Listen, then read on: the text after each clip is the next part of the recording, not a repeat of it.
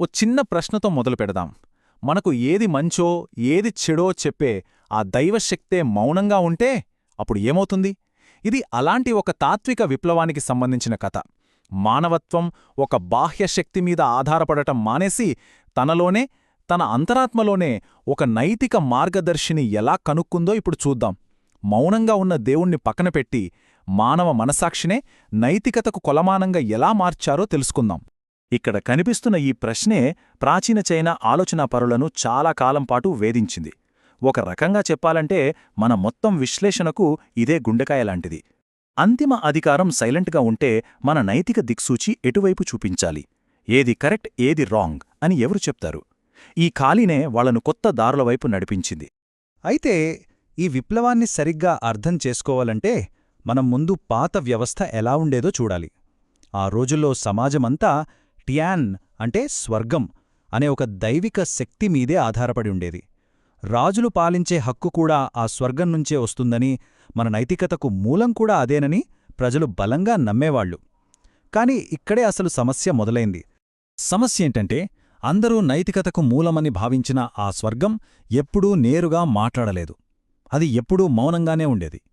ఈ నిశ్శబ్దం ఒక పెద్ద ప్రమాదకరమైన శూన్యతను సృష్టించింది.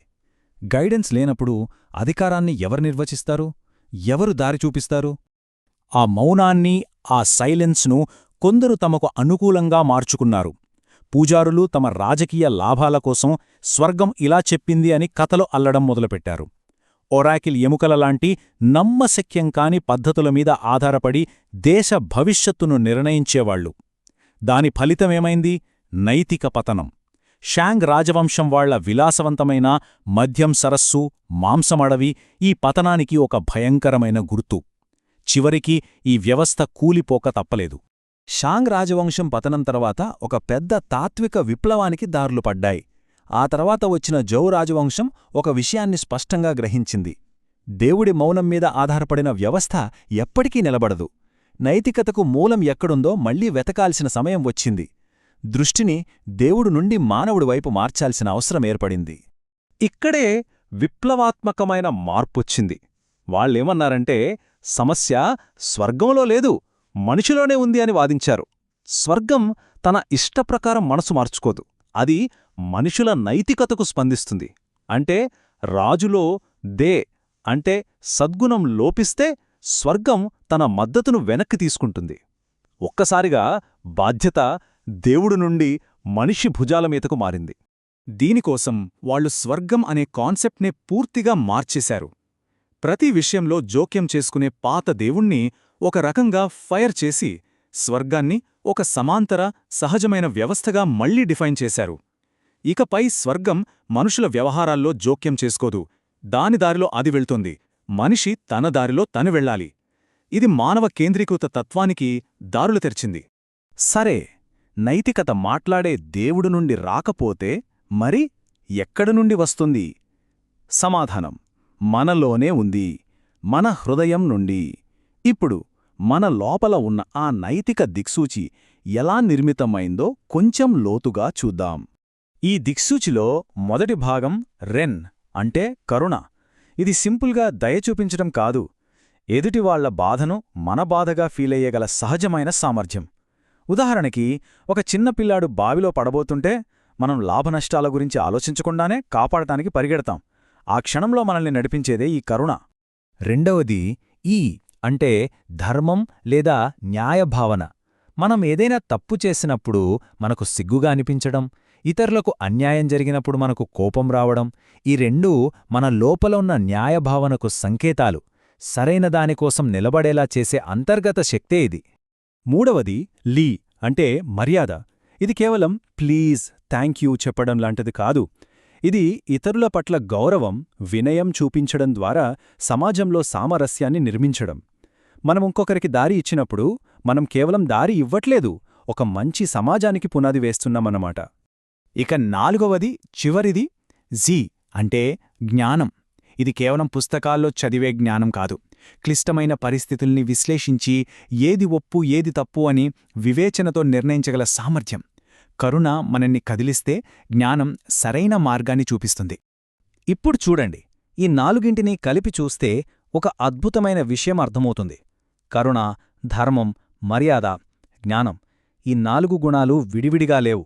ఇవన్నీ ఒకదానితో ఒకటి పెనవేసుకుని మనం అంతరాత్మ లేదా మనసాక్షి అని పిలుస్తాం కదా, దానికి పునాది వేస్తాయి. మన లోకల ఉన్న నైతిక దిక్సూచి ఈ 4 స్తంభాల మీదే నిలబడి ఉంది. కాని ఇక్కడితో కథ అయిపోలేదు.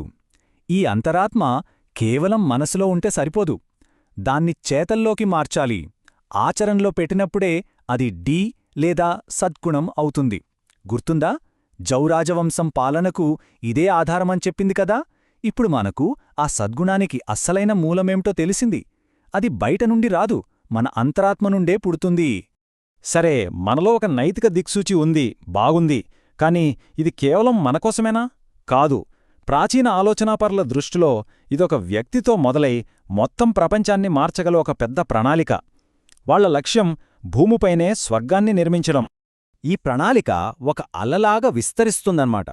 ఇది కుటుంబంలో తల్లిదండ్రుల పట్ల ప్రేమ, భక్తితో మొదలవుతుంది. అదే ప్రేమ గౌరవంగా మారి సమాజమంతటా వ్యాపిస్తుంది. అదే గౌరవం నాయకులు సద్గుణంతో పాలించాలనే డిమాండ్గా మారి రాజ్యాన్ని ప్రభావితం చేస్తుంది. దీని అంతిమ లక్ష్యం ఒకటే: సర్వజీవులు సామరస్యంతో వర్ధిల్లగల ప్రపంచాన్ని సృష్టించడం. ఇదంతా కేవలం పుస్తకాల్లోని సిద్ధాంతం కాదు, వాళ్ళు దీని నిజంగా ఆచరణలో పెట్టారు. దీనికొక అద్భుతమైన ఉదాహరణ కొరియా రాజధాని సియోల్. ఆ నగరం యొక్క 4 ప్రధాన ద్వారాలకు కరుణ, ధర్మం, మర్యాద మరియు జ్ఞానం అనే ఈ 4 సద్గుణాల పేర్లనే పెట్టారు. వాళ్ల తత్వశాస్త్రం వాళ్ల నగర నిర్మాణంలో, వాళ్ల జీవితంలో ఒక భాగమైపోయింది. వాళ్ళు కేవలం ఒక నగరాన్ని కాదు, ఒక నైతిక ప్రపంచాన్ని నిర్మించారు. చూశారా? మనం ఎక్కడ మొదలుపెట్టామో మళ్ళీ అక్కడికే వచ్చాం. కన్ఫ్యూషియస్ అడిగినట్టు చెప్పబడి ఈ ప్రశ్న మొత్తం విప్లవాన్నే ఒక్క మాటలో చెప్తుంది. స్వర్గం మాట్లాడుతుందా? ఆయన సమాధానం చాలా స్పష్టంగా ఉంటుంది. స్వర్గం మాట్లాడదు.